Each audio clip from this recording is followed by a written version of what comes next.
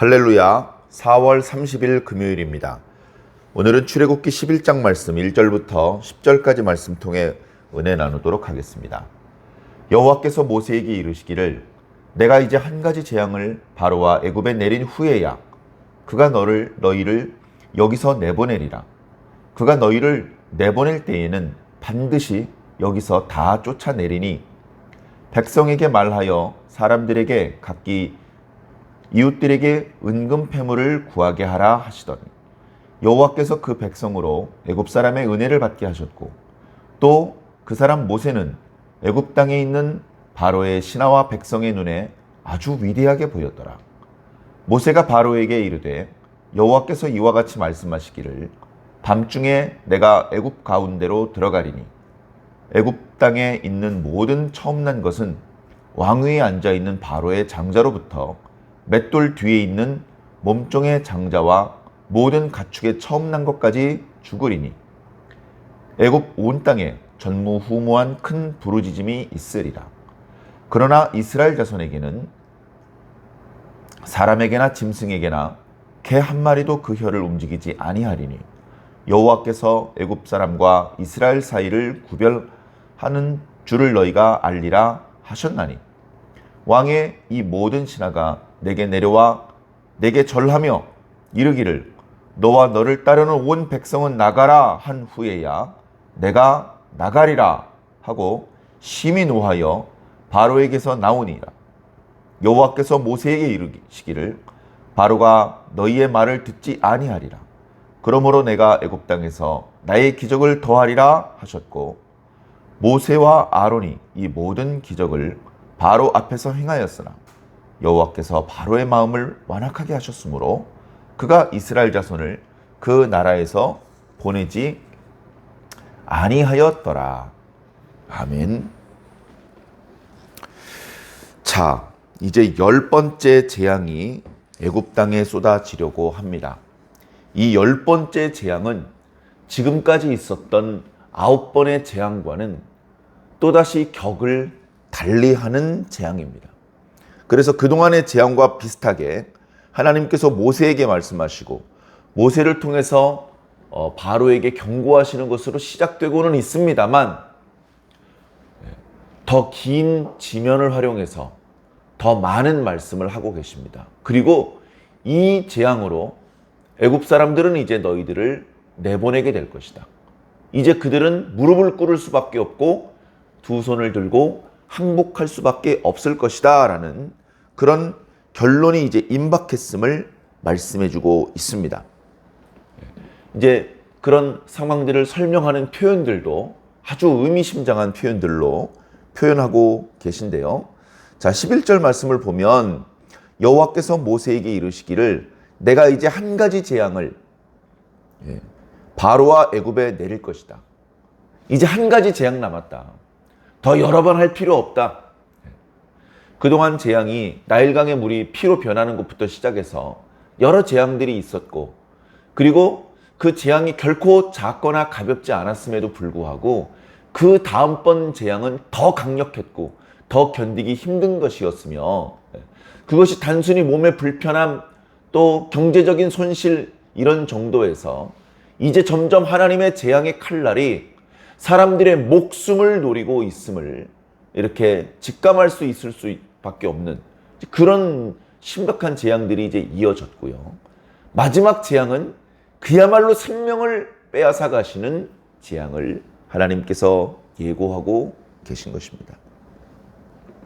자, 그렇게 되면 그들이 너희를 드디어 내보낼 것이다. 그래 11장 1절에만 봐도 내보낸다, 쫓아낸다 3번이나 나옵니다. 다시 말해서 이번 재앙에도 그들이 항복을 하지 않고 또 11번째 재앙, 12번째 재앙, 13번째 재앙 이렇게 지리하게 계속 이어지는 것이 아니고 여기서 이제 끝난다 그 말씀을 하고 계신 것입니다. 너희들을 내보낼 것이다. 너희들을 내보낼 때는 반드시 다 쫓아낼 것이다. 조금 더 강력한 의미를 담고 있는 두 번째 동사를 이용해서 한 명도 남기지 않고 지체하지 않고 반드시 너희들은 애굽에서 나오게 될 것을 기정사실화하고 계신 것이죠. 자, 2절은 조금 뜻밖의 말씀입니다. 너희들이 나갈 때에 은금 패물을 챙겨가지고 나갈 수 있을 것이다. 이 말씀은 이미 3장에 하나님께서 모세를 부르실 때 모세가 애굽에 돌아와서 백성들에게 말씀을 전하려고 할 때 그때 이미 주셨던 말씀입니다. 너희들이 이제 애굽에서 나가게 될 것이다. 내가 너를 나의 선지자로 세울 것이고 너를 통해서 나의 능력을 보여줄 것이다.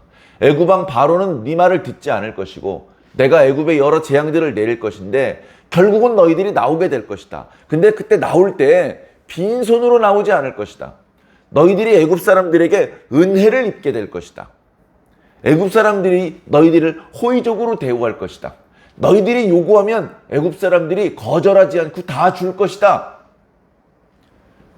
그동안 400년에 가까운 시간 동안 이스라엘 백성들은 편안하게 지난 시절도 있었지만 결국은 노예 생활을 했었습니다. 노예라는 것은 정상적인 우리가 알고 있는 근로자보다 훨씬 높은 강도의 일을 하고 아무 보수를 받지 않습니다. 왜 보수를 안 줬습니까? 땅도 줬고 집도 줬고 또 먹을 것도 공급해 줬고 그것은 그 노예들을 계속해서 부려먹기 위해서 최소한의 것을 공급해 준 것이지 노동에 대한 대가로 그렇게 여유 있게 준 것이 결코 아닙니다. 사람으로 인간으로 대접을 한 것이 결코 아니라는 것입니다. 그러나 이제 마지막 나갈 때에 애굽 사람들에게 은혜를 입게 해서 은금 패물들을 받아가지고 나갈 수 있도록 해줄 것이다. 이 말씀을 대하면서 과거 아브라함이 애굽에서 나왔을 때가 생각이 납니다. 아브라함이 애굽으로 내려갔습니다.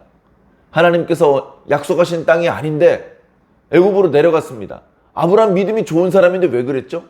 애굽에 도무지 가나안 땅에는 견딜 수 없는 그런 가뭄이 임했기 때문에 거기서 버티고 잘못하다가는 기반도 없는 외지 사람들이 굶어 죽거나 그러면 안 되기 때문에 양식이 있는 애굽 땅으로 간 것이죠. 애굽은 아무리 가뭄이 들어도 상류로부터 계속해서 생명의 강물, 나일 강물이 마르지 않고 흐르기 때문에 그 주변에서는 관계 농업이 중단 없이 진행될 수 있었고 그래서 그것으로 최소한의 양식, 애굽 사람들이 충분히 먹고 그 주변 민족들한테 내다 팔 수 있을 정도의 충분한 양식을 소출로 얻을 수 있는 땅이었습니다. 그래 어려움이 생길 때마다 애굽으로 많은 사람들이 이주에 가거나 또는 곡식을 얻기 위해서 찾아왔었죠. 그 행렬에 아브라함의 가족들도 같이 갔었습니다. 그런데 그만 아브라함의 아내가 아리따워서 애굽 왕 바로의 눈에 들었고 애굽 왕 바로가 아브라함의 아내를 뺏어서 자기 아내를 삼으려고 했습니다. 물론 모르고 그랬다고 하지만 자 이제 그런 상황이 되었을 때 하나님의 말씀 아브라함을 통해서 그리고 그 본처 사라를 통해서 아브라함에게 자손을 주시고 아브라함을 통해서 큰 민족을 이루겠다고 하시는 그 약속의 말씀이 흔들릴 수밖에 없는 위험한 상황이 초래된 것이죠. 그래 그런 안타까운 상황이 되었을 때 속은 상했지만 아브라함이 그 문제를 직접 해결할 수 없었습니다. 그래서 땅을 치고 분통을 터뜨리고 있는 상황 속에 하나님께서 움직이셨죠.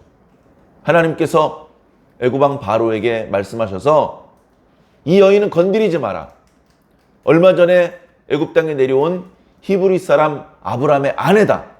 그 아브라함은 나의 선지자니까 선지자의 아내를 네가 범한다면 애굽 나라에 그리고 너희 가문에 큰 재앙이 닥칠 것이다. 그렇게 경고하셔서 아브라함의 본처가 그 몸이 상하지 않을 수 있도록 하나님께서 지켜주셨죠. 그렇게 해서 양식을 충분히 얻어가지고 아브라함과 그의 가족들은 다시 애굽을 떠나 나올 수 있었습니다. 가뭄이 아직 다 끝난 것은 아니었겠지만 양식을 충분히 얻을 수 있었고, 처음에 내려갈 때는 거의 빈털터리 상태로 애굽 땅에 내려갔지만, 애굽에서 나올 때는 애굽 왕 바로가 괜히 미안하고 멋쩍으니까, 그리고 그 과정에서 하나님께서 이미 애굽의 가문에 약간의 재앙을 내리셨습니다.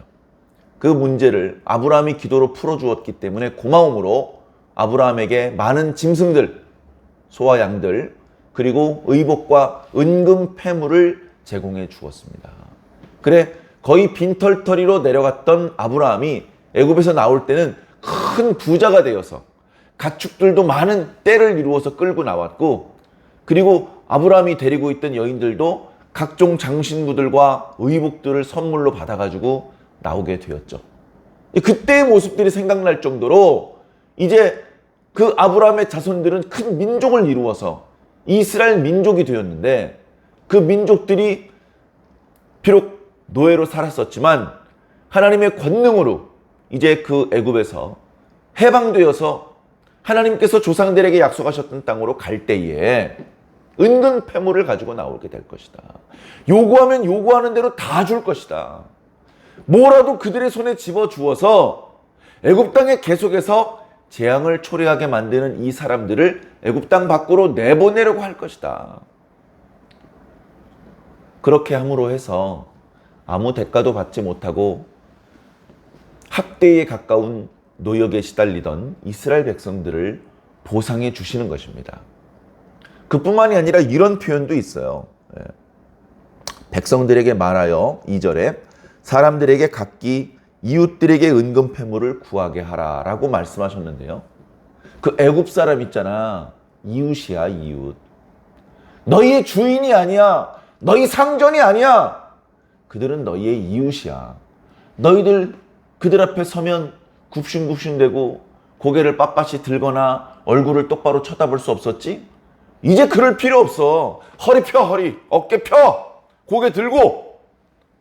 동등한 이웃으로서 얘기하는 거야. 그 아주머니 가지고 계신 목걸이하고 귀걸이가 참 멋있네요. 저 주세요. 다 줄 거라는 것입니다. 아가씨 입고 있는 옷이 이쁜데 그 옷 몇 벌만 나한테 주세요. 그렇게 동등한 지위로 그 지위가 회복되고 그들이 그동안 받지 못했던 보상을 하나님께서 해주신다는 것입니다. 참 감사한 일이죠. 그리고 그렇게 하더라도 애굽 사람들이 이 녀석들이 건방지게 무엄하도다 라고 할 수 없도록 애굽 백성들이 이스라엘 백성들을 호의적으로 대할 수밖에 없도록 하나님께서 만드실 것이고, 그리고 모세는 애굽 땅에 있는 바로의 신하들 그리고 모든 백성들의 눈에 아주 두려운 존재, 아주 위대한 사람이 되게 그렇게 만들어 주실 것이라는 것입니다. 바로의 모든 신하들 그리고 애굽의 모든 사람들이 이스라엘 백성들에 대하여 호의적이고 이스라엘 백성들을 지도하는 모세를 아주 위대한 사람으로 본다. 이제 이스라엘 백성과 모세를 대적하는 사람은 바로 혼자입니다. 바로 혼자만 끝끝내 마음을 완악하게 먹고 하나님과 하나님의 백성들에 대하여 대적자의 역할을 하게 되는 것이죠. 하나님께서 1절에 내가 이제 한 가지 재앙을 더 애굽 땅에 쏟으신다고 하셨는데 그 구체적인 내용은 4절부터 8절까지 하나님께서 모세를 통해서 구체적으로 말씀하십니다. 물론 9번째 재앙이 끝날 때 내 얼굴을 다시 보지 마라. 나도 얼굴 안 볼 겁니다. 이러고서 다소 격앙된 분위기 속에서 등을 돌리고 나왔지만 이제 또다시 모세는 바로 앞에 섰습니다. 바로에게 던져줄 메시지가 있기 때문에 그렇죠. 바로가 전에는 네가 나한테 다시 얼굴을 디밀면 난 널 죽일 것이다. 그렇게 말을 했지만 바로도 그 옆에 신하도 아무도 그렇게 할 엄두가 나지 않았고, 심지어 바로와 협상을 하러 온 것이 아니고 하나님께서 돌이키지 않으실 재앙을 쏟으실 텐데 그것에 대해서 그냥 선포하고 돌아갈 생각으로 왔기 때문에 그들은 가만히 듣고 있을 수밖에 없었습니다.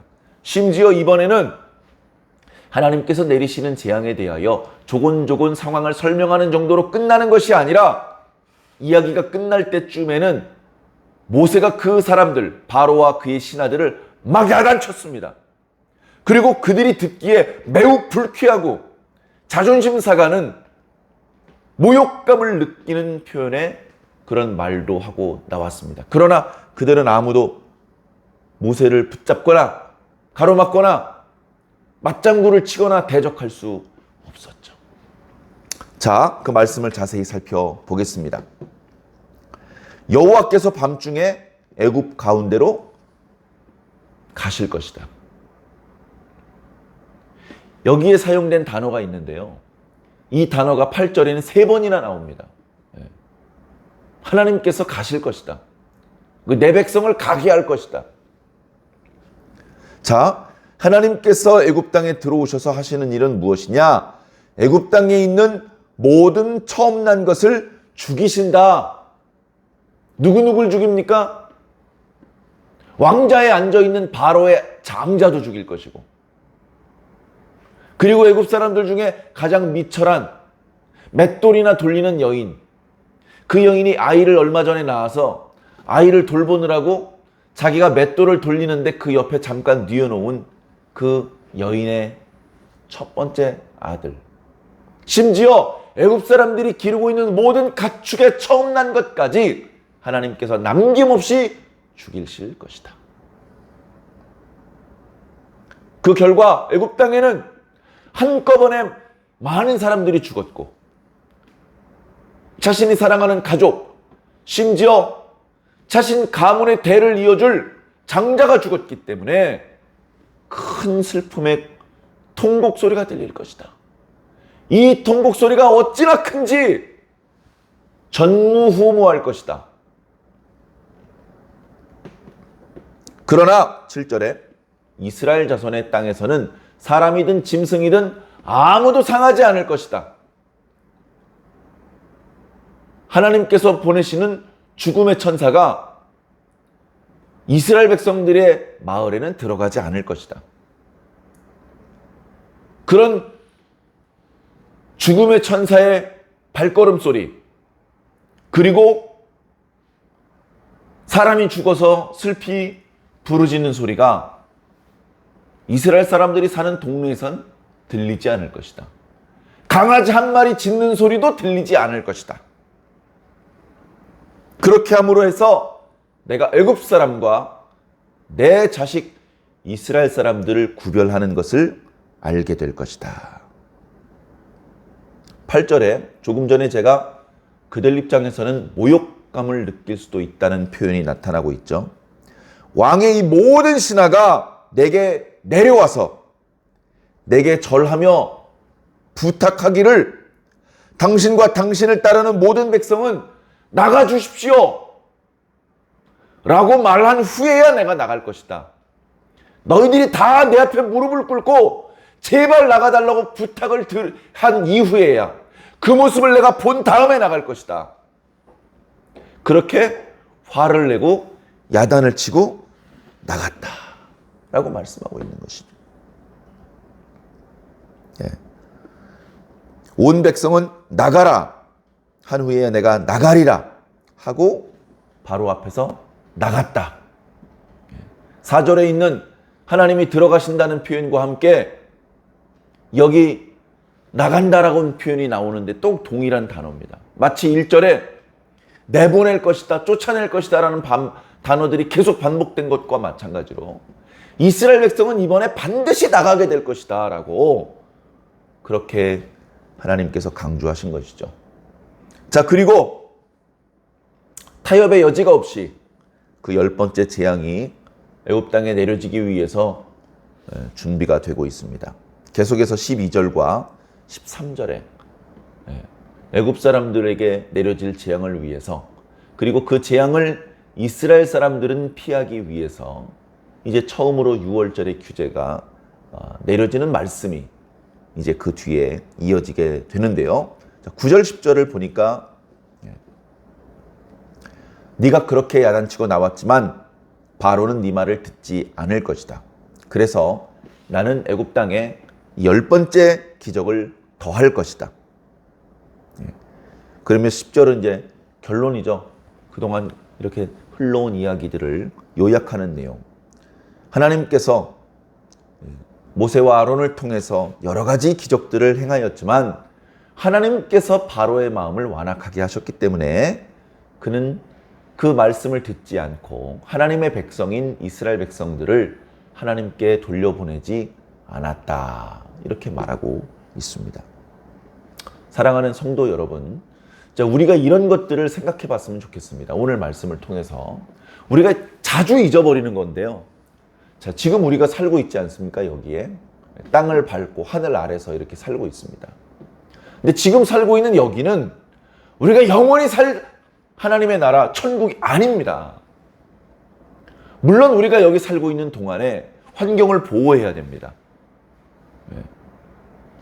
환경을 보호하고 짐승들도 사랑하고 그 환경을 파괴하고 짐승들을 학대하는 것은 결코 하나님께서 만드신 사람의 모습이 아닙니다.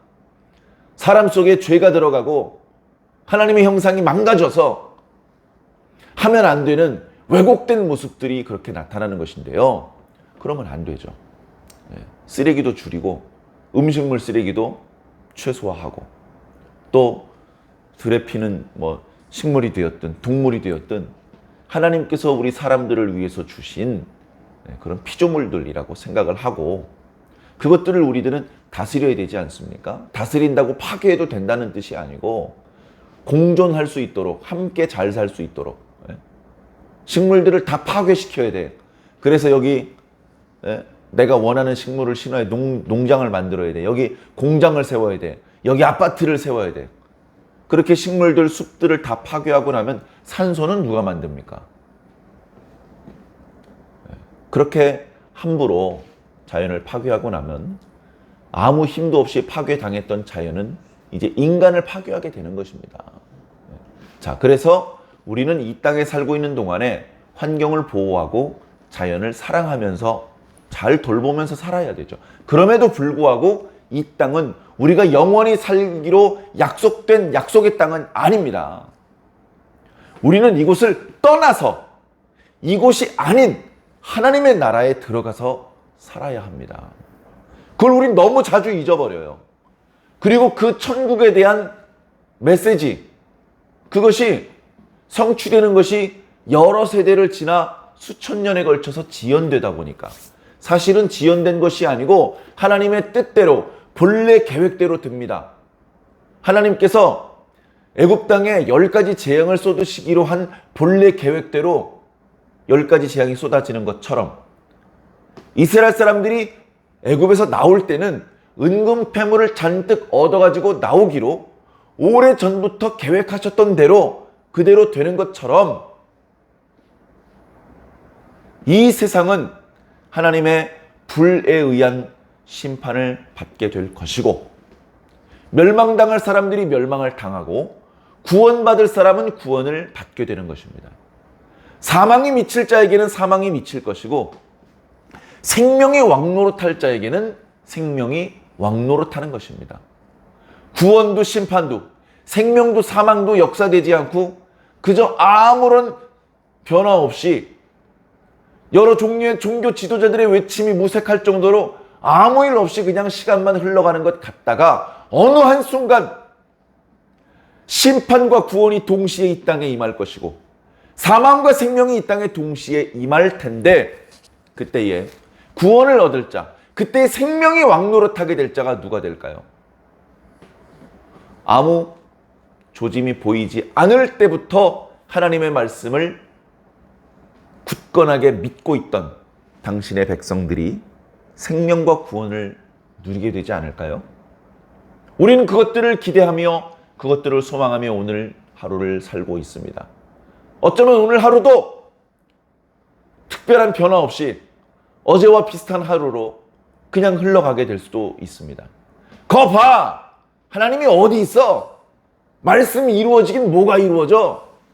그렇게 함부로 말하는 사람도 어쩌면 있을지 모릅니다. 그러나 오늘 우리가 소망하는 말씀이 이루어지지 않는다고 해서 하나님의 말씀이 취소된 것도, 하나님의 존재가 사라진 것도 아닙니다.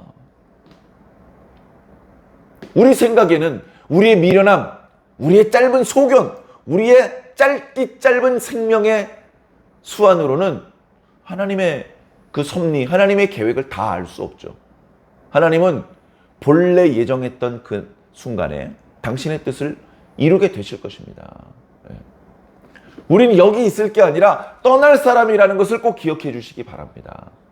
이곳에서 우리는 물론 법적으로는 자유인으로 살고 있지만 우리는 애굽 땅에 있던 이스라엘 사람들처럼 어쩌면 종로로 타고 있습니다. 죄의 종로로 타고 있고 돈의 종로로 타고 있고 자유롭지만 결코 온전히 자유롭지만은 않은 그런 상황 속에 살고 있습니다. 그래 어쩌면 지금 우리가 누리는 이 정도를 우리는 자유라고 생각할지도 모릅니다. 우리보다도 더 자유롭지 못한 어떤 나라, 어떤 상황을 비교하면서 우리가 이 정도면 자유로운 것 아니냐라고 말하고 그렇게 생각할지도 모릅니다. 하나님께서 주시는 자유가 어느 정도 수준인지 전혀 모르기 때문에 지금 우리는 실제로는 종로를 타고 있으면서도 자유자라고 착각하고 살 수도 있는 것입니다. 속으면 안 됩니다. 우리는 속지 않을 것입니다. 우리는 우리를 속이는 말을 듣지 않고 오직 하나님의 말씀만 들을 것입니다. 그래서 우리는 하나님께서 주시는 이 자유에 대한 소망을 멈추지 않을 것입니다. 그 자유를 향한 걸음을 멈추지 않을 것입니다. 사랑하는 성도 여러분, 멈추시면 안 됩니다. 계속 가셔야 됩니다. 가까이 왔습니다. 그래, 이제 10번째 재앙이 끝나면 이제 떠날 수 있게 되는 상황이 도래하고 있어서 이제 이 10번째 재앙을 위해서는 하나님께서 침착하게 하나님의 백성들을 준비시키는 모습들이 나타나고 있습니다. 우리들도 마찬가지입니다. 우리들도 주님 다시 오시는 상황이 임박해 오면, 지금도 임박했지만 더 극단적으로 임박해 오면 그 주님을 영접해야 될 하나님의 백성들 하나님께서 준비시켜 주실 것입니다. 준비시켜 주실 것입니다. 꼭 깨어서 주님을 영접해야 되는 처녀는 깨워주실 것입니다. 다 깨워주시진 않습니다. 꼭 깨야 되는 사람만 깨면 됩니다. 그 순간 깨워주심을 입을 수 있는, 그 은혜를 입을 수 있는 저와 여러분들이 되기를 바랍니다. 형편없어 깨워봤자 영접할 준비가 전혀 안 돼 있는 사람에게는 그런 기회가 찾아오기 어렵겠죠. 그러나 거의 준비가 다 되었는데 끄트머리에 가서 너무 피곤한 나머지 잠깐 조는 경우에는 하나님께서 자비를 베풀어 주십니다. 그런 은혜를 입을 수 있는 준비가 평소에 되어 있기를 바랍니다. 말씀은 원래 잘 안 믿어지는 것입니다.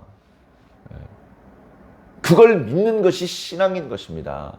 그걸 믿을 수 있게 해주시는 것이 하나님의 은혜입니다.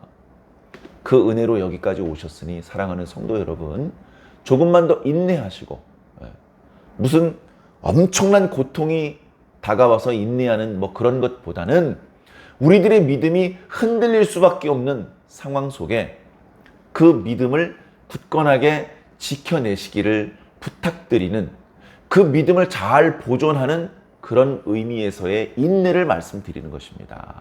흔들리지 마시고 믿음이 약해져도 이상하지 않은 상황 속에서도 오히려 믿음이 더욱 굳건해지며 뜨거워질 수 있는 저와 여러분들이 꼭 되기를 주님 이름으로 간절히